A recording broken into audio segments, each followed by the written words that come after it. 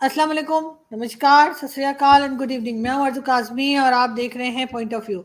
हमें जी जॉइन किया है डॉक्टर अभिषेक मिश्रा साहब ने। बहुत शुक्रिया सर कि आज आप आए। Thank you so much. Thank you Aju ji, always a pleasure to be on your show. आपकी स्माइल थैंक देख यू, के मेरा सारा दिन फ्रेश हो जाता है। Thank you so much. Thank you so much, thank you so much. और आज हम बात करेंगे, एक चंद्रयान तो हो गया, अब चंद्रयान से आगे का भी ये जो है वो जैसे जैसे होगा कोई नया, आप लोग चंद्रयान 4 का भी सुना जा रहा है, उस पर तो खैर हम बात करेंगे बाद में। लेकिन इस वक्त हम बात करना चाह रहे हैं जो आप लोगों ने सन के ऊपर आप लोग ऑब्जर्वेशन के लिए जो है एक लॉन्च किया जा रहा है, बल्कि लॉन्च कर दिया मेरे ख्याल है। तो आदित्य, या आदित्य। आदित्य, आदित्य। आदित्य सॉरी, आदित्य आदित्य का सॉरी। मतलब आदित्य इन संस्कृत में सूर्य, शम्स। अच्छा, सही। तो बिल्कुल उसके बारे में थोड़ा बताइएगा सर कि ये क्या है और किस तरह से आप लोग इसके ऊपर काम करेंगे। देखिए, मेरे ख्याल से तो एक सूर्य है क्या ना, ये बहुत बड़ा एक हम्म, अपने आप में समझ लीजिए सीक्रेट है कि कैसे इतनी ज्यादा एनर्जी वहां पे उत्पन्न हो रही है और कैसे वो फंक्शन कर रहा है। इसको समझना बहुत जरूरी है। तो मगर दिक्कत ये कि आप सूर्य के पास जा नहीं सकते, आप जल जाएंगे, इतना हीट है। हम्म, तो हम्म, स्टडी करने का तरीका क्या है, तो फिर साइंटिस्ट ने ये देखा कि भाई एक पर्टिकुलर डिस्टेंस तक जा करके और फिर उसके कोरोना में क्या है, कोरोना मतलब कोर ऑफ द सन, उसमें क्या है उसकी स्टडी की जाए। हीट हम्म, कैसे आता है, वो उसका हीट का करेक्टर क्या है, उस हीट की वजह से आसपास का जो एनवायरनमेंट है या जो स्पेस है वो कैसा फंक्शन करता है, वो किस हिसाब से अपने अंदर चेंजेस लाता है। तो there are so many studies that we want to know about sun. और एक ये भी है कि टेक्नोलॉजिकल फीट की आपके पास ऐसे इक्विपमेंट्स हैं कि आप एकदम सन के जितना पॉसिबल हो सके क्लोज भेज सके और उसको एक क्लोज स्टडी कर सके। तो it's a technological feat, plus it will help us to know more about sun की। अगर आप बोलेंगी तो मैं आपको बता दूंगा, इसरो ने जो है वो अपने जो ऑब्जेक्टिव हैं उसके लिए, क्या नाम है, आदित्य के लिए, वो एकदम वो स्पेसिफाई किए हुए हैं। तो आप वो अगर बोलेंगी तो I can read it out for you कि वो एल1 है क्या उनका, उनके जो वो हैं पर्पस। तो आप अगर वो देखें उनका आदित्य, पूरा का पूरा बुकलेट है 12 पेज का, अगर आप बोलेंगी तो हम आपको भेज देंगे। बट बिल्कुल डेफिनेटली सर, मुझे जरूर भेजिएगा क्योंकि मैं उसको बिल्कुल पढ़ना चाहूंगी, समझना चाहूंगी। लेकिन हमारी ऑडियंस के लिए कि एक मिनट आखिर में आपके ख्याल से सर ये ख्याल क्यों आया है इसकी तरफ जाने का? एक मिनट मैं ये जी, बात खत्म कर दूं। देखिए, मेरे पास जी, वो जी। ऑब्जेक्टिव है जो जो इसरो ने अपनी वेबसाइट पे डाला, वो मैं हम्म, पढ़ देता हूँ। जी, मेजर जी। साइंस ऑब्जेक्टिव्स, ठीक है ना। Number 1, understanding the coronal heating and the solar wind acceleration. यानी कि हम्म, सन के जो जो सन के कोर में है वो कैसे हीट हो रहा है, वो क्यों हो रहा है, वो कैसे फॉर्म होता है, इसको हम्म, समझना। और सोलर विंड जो है, जो जब चूंकि वो तो हीट निकल रही है, उसके आसपास के कारण वहां पे जो विंड है, जो हवा है, उसमें स्पीड कैसे आती है, उसका क्या कॉन्सिक्वेंस होता है, हीट की वजह से पार्टिकल्स का बिहेवियर कैसे बदलता है, इसको समझना। ये पहला ऑब्जेक्टिव है। दूसरा, understanding initiation of coronal mass ejection. यानी हम्म, कोरोना से, चूंकि आपको पता है आइंस्टाइन ने कहा E is equal to MC square, that means energy is mass and mass is energy. यानी कि आप पूछे एनर्जी, ये जो लाइट है वो है क्या, वो बेसिकली उसका फॉर्मूला है कि एनर्जी कुछ और नहीं है बल्कि एक मास है। तो और उसी तरीके से मास कन्वर्ट होती है एनर्जी में और एनर्जी कन्वर्ट हो जाता है मास में, ये साइकिल चलती है। तो वो यही कह रहे हैं कि ये जो कोरोना से, यानी कि सूर्य के जो नाभि से या सूर्य के जो मध्य से वो जो निकल रही है मास, उसकी पढ़ाई करना, उसके फ्लेयर्स की पढ़ाई करना, और उसका जो अर्थ के नियर स्पेस में क्या उसका इफेक्ट होता है। To understand coupling and dynamics of the solar atmosphere, to understand solar wind distribution and temperature and anisotropy. अब ये कोई बड़ा टेक्निकल सा वर्ड है। फर्स्ट टाइम ये मिशन यूनिक क्यों नहीं है, ये भी पढ़ लीजिए, बता देता हूँ 1 मिनट में। First time specially resolve solar disk in the hmm, near UV band. यानी कि पहली बार कोई सोलर डिस्क गई है एक यूवी बैंड के पास, यानी अल्ट्रावायलेट जो रेज होती है उनके उस बैंड के पास। CME dynamics close to solar disc. अब इतने टफ साइंटिफिक वर्ड है। On board intelligence to detect CMEs and solar flares and optimized observations and data volume. So ये मतलब बड़ा सन को समझने की, अब उतना ज्यादा तो टू बी ऑनेस्ट मुझे ही PhD करनी पड़ेगी समझने हम्म। के लिए। जी। नहीं, बिल्कुल ठीक। लेकिन सर आपके ख्याल से, जैसे मैं ये पूछना चाह रही थी कि इसका क्या फायदा है, आपको लगता है कि इस तरफ क्यों सोचा गया कि ठीक है चंद्रयान का तो मुझे समझ आ रही है, चाँद पे जा भी सकते हैं, उधर पहुँच भी सकते हैं, वहाँ से कई चीज़ें डिस्कवर भी की गई हैं और आगे भी होंगी। लेकिन ये जो है अगर हम सूरज को देखें या हम सन की बात करें तो वहाँ से आपके ख़्याल से कि इस तरफ जाने का ख़्याल क्यों आया होगा? वो उसका अगर देखिए सन इस जो मिल्की वे में है वो सन इकलौता स्टार है, बाकी सारे प्लैनेट है, ठीक है ना। Sun is the only star. So हुँ, स्टार और प्लैनेट में अंतर होता है। स्टार जो है एक गैसियस फॉर्मेशन होता है जो कि हुँ, एक्सट्रीमली हीटेड टेम्परेचर पे रहता है, ठीक है ना। तो अगर हम ये और सन ना हो तो लाइफ खत्म हो जाएगी, क्योंकि लाइट हुँ, ही नहीं होगा, सब अंधेरा हो जाएगा यहाँ पे। हुँ, जैसे आपको पता है अर्थ का खुद का तो लाइट नहीं है ना, अर्थ तो एक डार्क प्लेस है, मून डार्क प्लेस है। अर्थ और मून के पे जो लाइट जाती है वो तो सन की जाती है ना। तो अगर हम अर्थ सन की रेस को समझे, जो आजकल आप देख रहे हैं क्लाइमेट चेंज हो रहा है, उस क्लाइमेट चेंज के कारण एक हीट बढ़ना है और ओजोन में लेयर में छेद है। तो बहुत सी तरीके से हम अपनी कई समस्याओं को साइंटिफिकली रिजॉल्व कर सकते हैं अगर वी अंडरस्टैंड सन। प्लस दूसरे अगर हमको ब्रह्मांड में जाना है, यूनिवर्स में जाना है बियॉन्ड मिल्की वे, कि अगर दूसरे जो स्टार्स है उनका क्या बिहेवियर है उसको हम समझ सकें, so it will help us resolve many spatial, यानी कि अंतरिक्ष में जो हो रहा है वो कैसे हो रहा है, वो क्यों हो रहा है। तो ये मतलब देखिए मुझे ये लगता है it's also a show off strength कि वी कैन डू इट। तो that's how it is. Aditya का तो यही मिशन है। सर कोई और कंट्री के साथ मिलके आप लोग कर रहे हैं या ये भी इंडिया जो है वो अकेले ही कर रहे हैं? जैसे मैंने जहाँ तक सुना था, I don't know if I am not wrong, कि कोई और है बीच में, कोई और कंट्री भी आपके साथ है? अभी यूरोपियन जो स्पेस एजेंसी है उन्होंने हेल्प करने की बातचीत की है, कुछ डेटा शेयरिंग की बातचीत की है।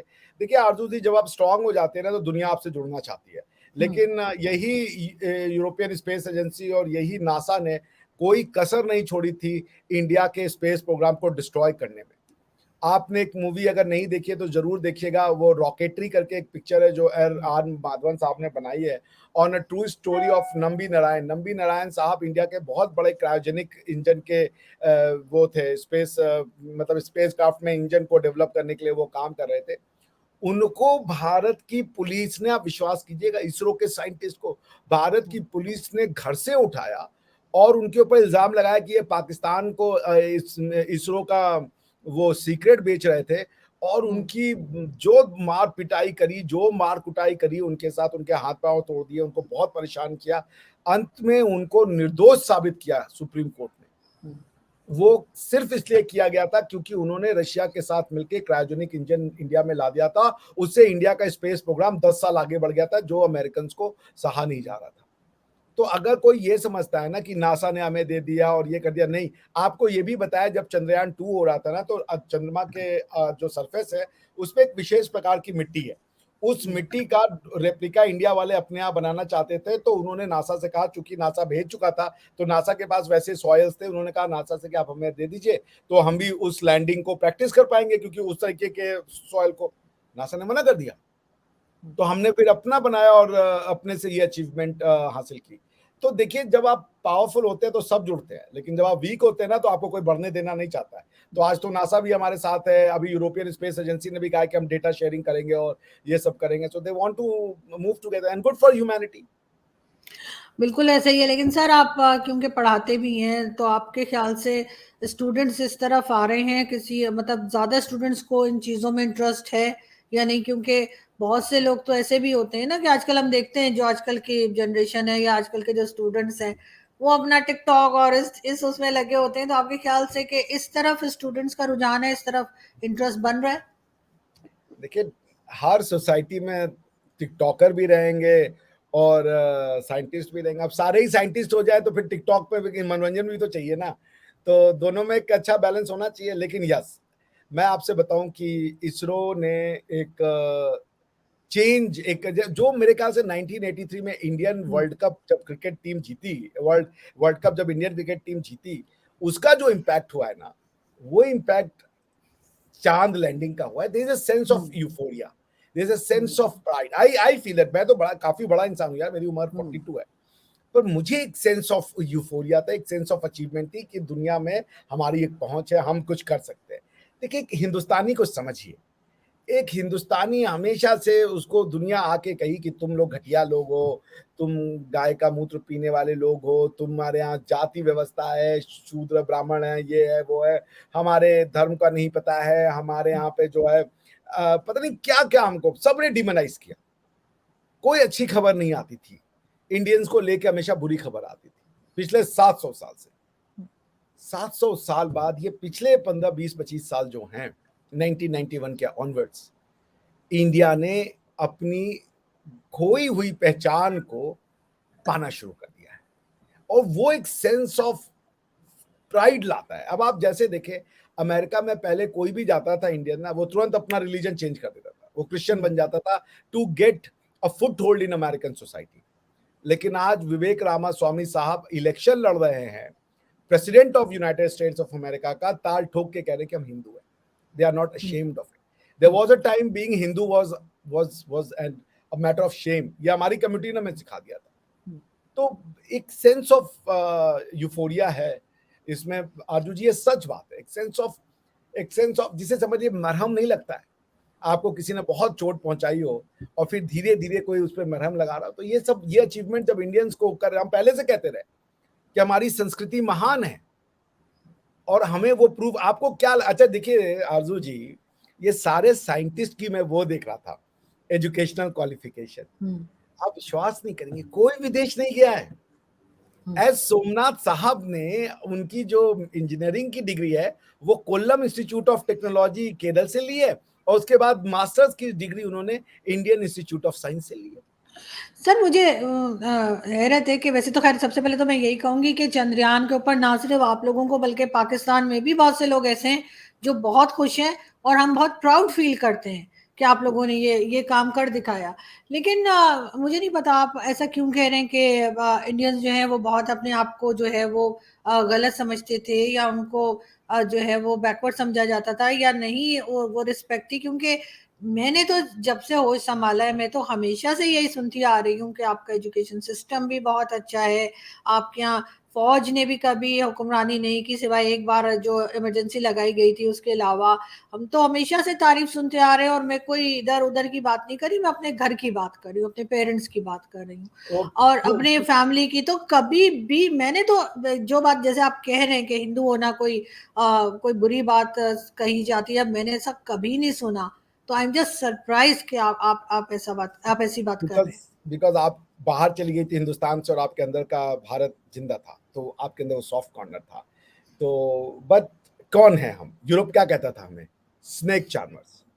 ये यूरोप के न्यूज़पेपर में आता था, snake charmers, caste system, slavery. ये इंडिया की आइडेंटिटी स्कूलों में पढ़ाई है यूरोप ने अपने स्कूलों में पढ़ाई है। आज भी हमारी वो यही न्यूज़ दिखाते हैं कि ये स्नेक चार्मर्स है। अभी वो जो न्यूयॉर्क टाइम्स वाला आपने भूल गई, इंडिया को काऊ के साथ जोड़ना उनका ड्यूटी है। तो पॉइंट ये है कि कौन अच्छी न्यूज दिया हमें, किस विदेशी ने हमें अच्छा न्यूज, क्या क्या नहीं कहा गया हमारे लिए। स्नेक चार्मर्स हैं, ये तो घटिया लोग हैं। कोई कह रहा है कि अंग्रेजों ने हिंदुस्तान बनाया, कोई कह रहा है मुगलों ने हिंदुस्तान बनाया, हमारे अलावा दुनिया भर के लोगों ने हिंदुस्तान बना दिया। कोई अच्छी न्यूज नहीं थी। आपके अंदर की भारतीयता जगी थी, इसलिए आप अच्छा सोचती थी। लेकिन बाहर से हमें कोई रिस्पेक्ट नहीं मिलती थी। हमें दुनिया एक अजीब सी निगाहों से देखती थी। कोई अगर अच्छा देखता था तो चैरिटी के नाम पे बस।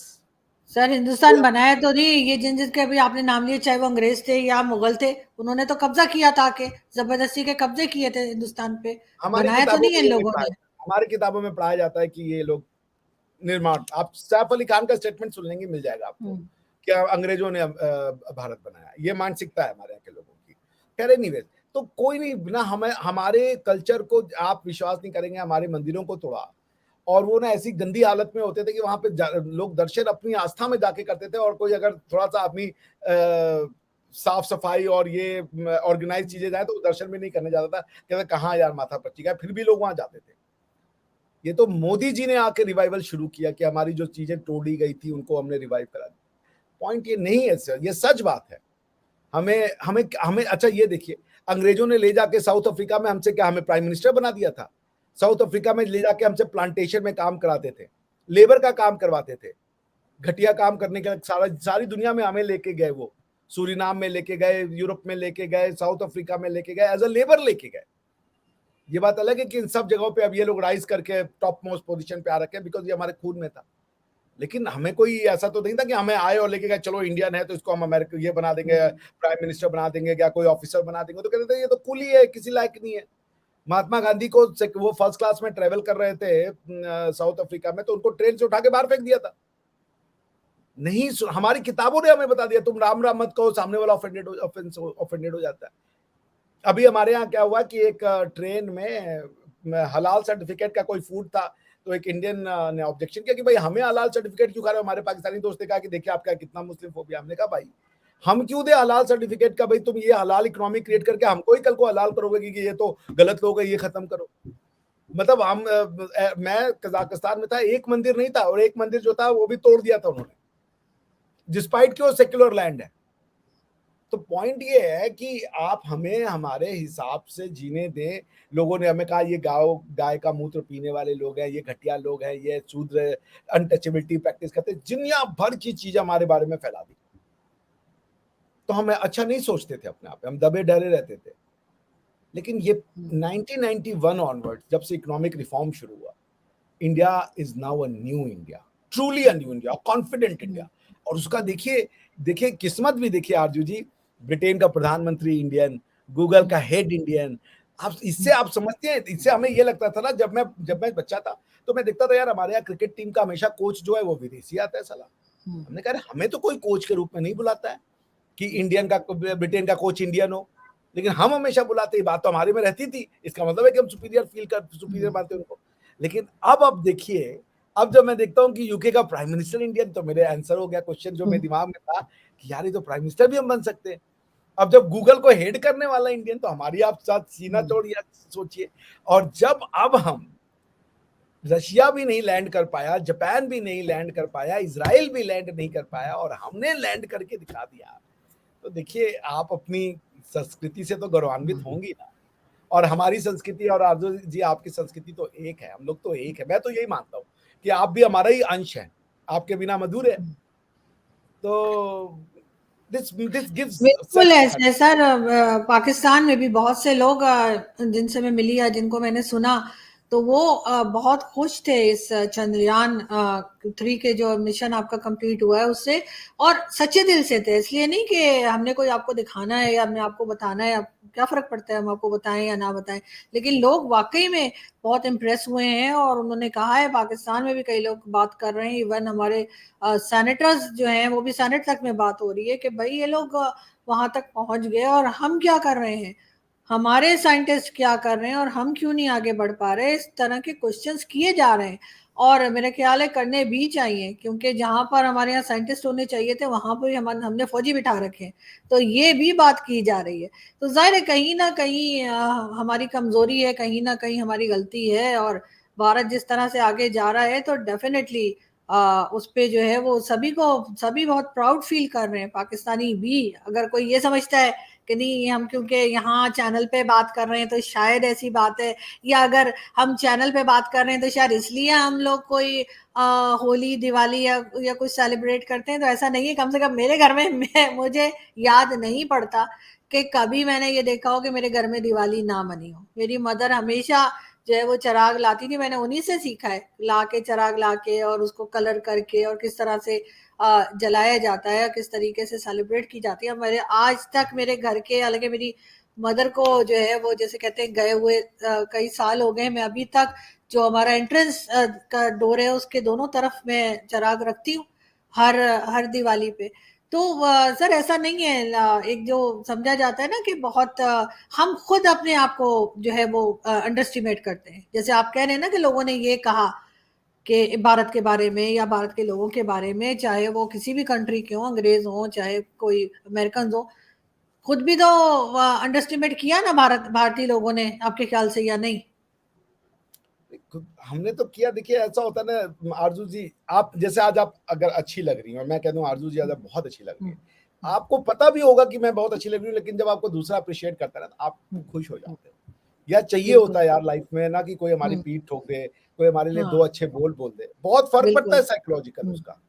ना, क्योंकि आप कई बार अपने बारे में श्योर नहीं होते कि मैं कैसा लग रहा हूँ, या मैं कैसा इंसान हूँ, या मैं इंटेलिजेंट हूँ कि नहीं हूँ। पर कोई ये कह देगा ना, आरजू जी आप एक बहुत अच्छी इंटेलिजेंट पत्रकार हैं, आपको बड़ी खुशी होगी, आपको आपको सेल्फ कॉन्फिडेंस मिलेगा। लेकिन अगर मैं बहुत लगातार ये कहूँ, यार आरजू जी आपको तो ये नहीं पता, आपको तो वो नहीं पता, आप डिप्रेशन में चले जाओगे, क्योंकि लोगों की बातें अफेक्ट करती हैं, ये सच है। हम कितना भी रिजॉल्व हो जाए आरजू जी, लोगों की बातें बहुत अफेक्ट करती हैं। तो इंडिया को लोगों ने अपनी किताबों में बुरा पढ़ाया, अपने सिलेबस में। अच्छा, इंडिया ने किसी की बुराई नहीं की, इंडिया ने कहा कि तुम सब सही हो, और इंडिया को सबने कहा कि तुम गलत हो। तो India was a wounded civilization, इसको बर्बाद करने की, खत्म करने की कोशिश की गई, but it survive because of its resilience. तो अब तो ये जो भारत आ रहा है ना, ये तो हमने तो विश्वास ही नहीं किया था कि हम ऐसा भारत देखेंगे। मैं सच बता रहा हूं, ये एक रिसर्जेंट इंडिया हम देख लेंगे कि दुनिया में इंडियंस का ये मान सम्मान हो जाएगा। और अच्छा, अब गोरे भी मजबूर हैं, क्या करें वो बेचारे, चंद्रयान को झक मार के उनको तारीफ करनी पड़ रही है। नहीं तो वो एक हम सैटेलाइट भेजते थे, कहते थे गरीब लोग हैं यार, बताओ यार ये पैसे बर्बाद कर रहे हैं। नहीं, बिल्कुल सर, अपने काम से जो है वो मनवाया, भारत ने अपने काम से साबित किया, और उसके बाद ज़ाहिर है किसी के पास कुछ कहने के लिए नहीं रह गया। लेकिन यहाँ भी हम यही देख रहे हैं, और हमारी यही दुआ है कि आपका जो नेक्स्ट मिशन हो आप लोगों का, तो वो भी बहुत सक्सेसफुल रहे, और यकीनन पाकिस्तान में जो स्टूडेंट्स हैं, मैं चाहूँगी कि वो भी बहुत कुछ उससे सीखें, ना सिर्फ स्टूडेंट्स बल्कि सभी, लेकिन स्टूडेंट्स स्पेशली, क्योंकि हम भी चाहेंगे कि उसी किस्म के साइंटिस्ट और वैसे ही काबिल लोग जो हैं, जैसे भारत से निकल रहे हैं, वैसे ही पाकिस्तान की तरफ से भी हम सामने ला सकें। Thank you so much sir, कि आज आपने ज्वाइन किया, बहुत शुक्रिया। Thank you. Thank you.